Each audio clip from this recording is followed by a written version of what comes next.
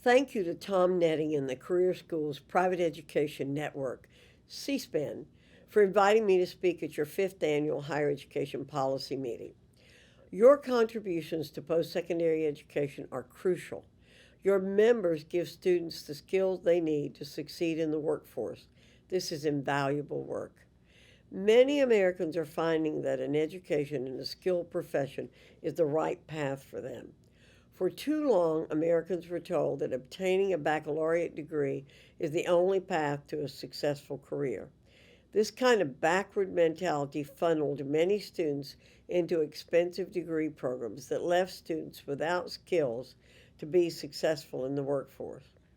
We must stop glorifying one type of education over another, and we must encourage more Americans to think critically about what kind of education would best serve them. I know that's what you all are working on, and thanks to your efforts, more Americans are choosing careers that do not require a bachelor's degree but fit them and their plans. I commend your hard work, and our efforts to change thinking continues.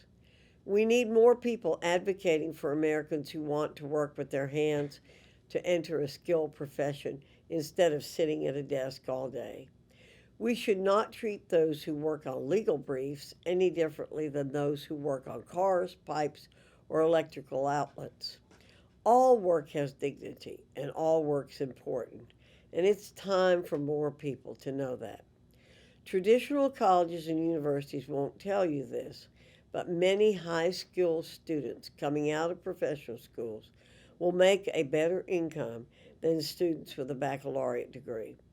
The Georgetown Center found that electrical and power transmission installers can earn entry level salaries of $80,400 compared to $55,260 for the average baccalaureate degree holder.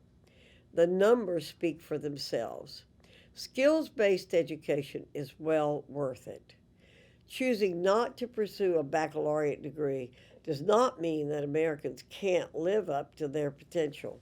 In fact, many Americans learn how to fulfill their potential in career schools.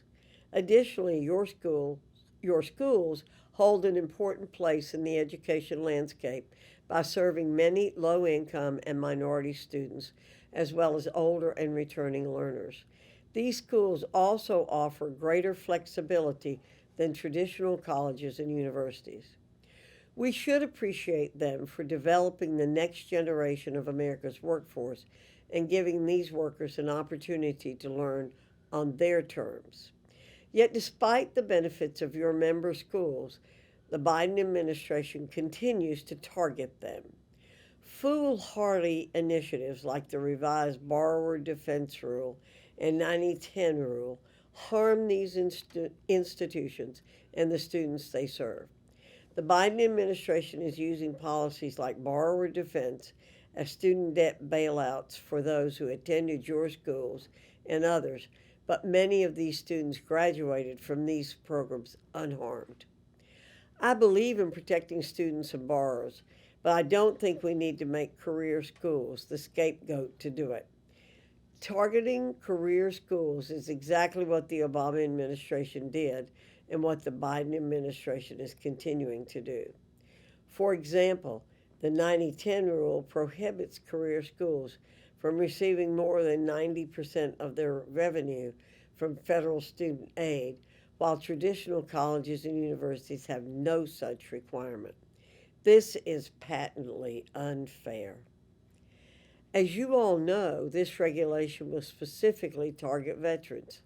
The men and women who served our country should be given every opportunity to succeed, and for many, that means having access to a career focused school. We should be increasing education opportunities for veterans, not putting up roadblocks. This double standard cannot continue. If career schools are subject to gainful employment standards, then so should all other post secondary institutions. Creating two different standards is wrong. Additionally, policies of this magnitude should not be coming from the Biden administration, they should be coming from Congress. I'm also extremely concerned about the Biden administration's new enforcement office within the Office of Federal Student Aid, which was created to, quote, vigorously investigate and bring actions against schools that cheat students and taxpayers. I have no doubt that this office will target career schools while turning a blind eye to traditional colleges and universities. I can assure you I'll resist these double standards and the Biden administration's habit of targeting your schools. The administration has also been focused on providing illegal mass student debt cancellation. Last year, House Republicans introduced a sensible compromise that would fix the long-standing challenges of the student loan program. Known as the Real Reforms Act, the bill would allow institutions the flexibility to lower borrowing limits based on a student's circumstances, which will protect students from taking out debt they cannot afford. This bill will also streamline the confusing web of IDR plans into one transparent and predictable plan that ensures borrowers only repay their principal with the standard 10 years worth of interest, provide targeted relief to borrowers who make years of payments but saw their balances explode due to Democrats' poorly designed repayment policies, and bar the education secretary from issuing regulations that cost taxpayers tens of billions of dollars without approval from Congress. Americans should have the option of attending the kind of school that meets their needs.